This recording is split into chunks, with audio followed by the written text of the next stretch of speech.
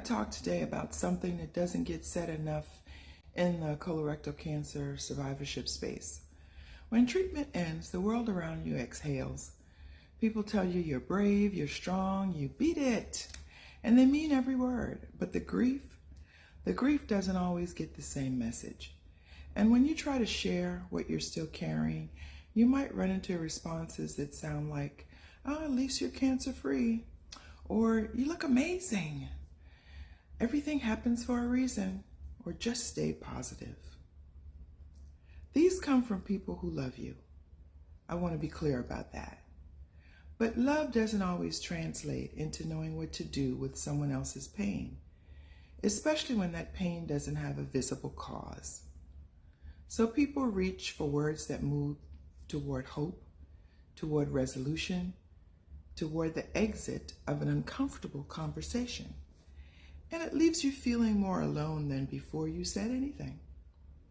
That experience has a name. It's called disenfranchised grief. Grief that doesn't receive social permission.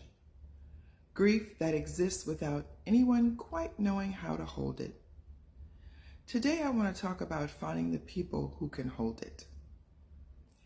Here's what I've seen in my life and my interaction with other colorectal cancer survivors. You don't need a lot of people. You need the right people. Research on social support tells us that depth matters more than breadth. 1 or 2 people who truly see you are worth more than a dozen who offer surface level comfort. So what does a safe person actually look like?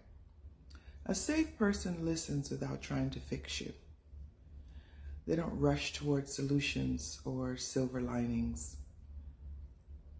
They stay in the conversation instead of steering you toward an easier one. A safe person doesn't rush your healing. They understand that grief has no deadline. A safe person doesn't minimize your pain. They don't tell you it could have been worse. They don't remind you of your blessings when you're in the middle of your grief. They let your loss be real, because it is real. And a safe person makes room for both hope and honesty. They let you say, "I'm grateful to be alive, and I'm grieving what it cost me to stay alive," without rushing you past the second part.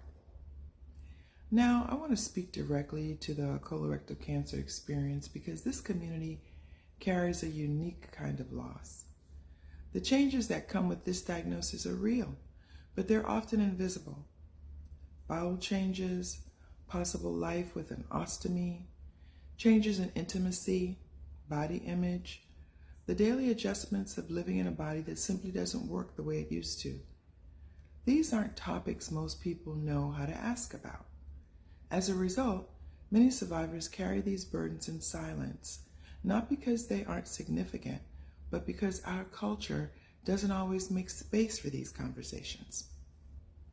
And that's why connecting with other colorectal cancer survivors, ostomy communities, or people who truly understand can be so powerful.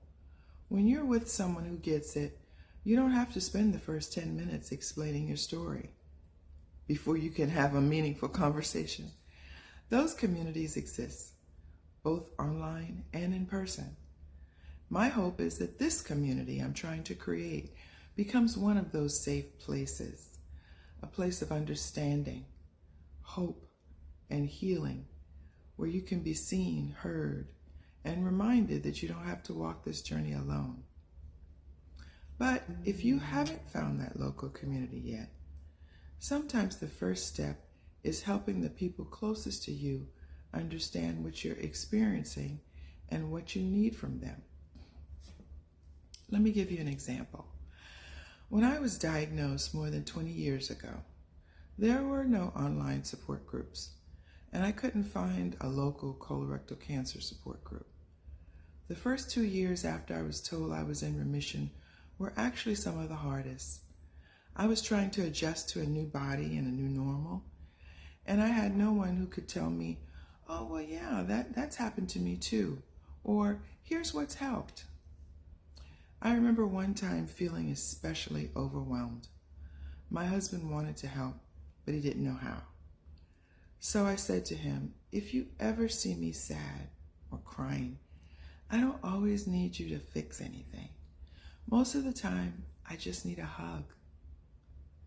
That simple conversation changed the way he supported me. For you, it may not be a hug. Maybe you need someone to sit quietly with you, to listen without offering advice, or simply to acknowledge that what you're going through is hard. The important thing is this: the people who love us aren't mind readers. Sometimes we have to teach them how to support us. And when we do, we give them the opportunity to love us in the way we need most. You were never meant to carry this alone. The people who can hold what you're carrying are not a luxury. They are part of how healing happens. And when someone finally looks at you and says, I get it, what you're feeling makes sense, something shifts, not because the grief disappears, but because it's been witnessed. And witnessed grief finally has somewhere to go. If this series has been helpful to you, please share it with someone in the colorectal cancer community or your family who might need it. And leave a comment. I'd love to hear from you.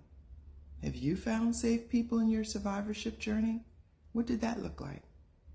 And remember, this is a space where we're honoring what was lost and nurturing what remains. I'll see you the next video.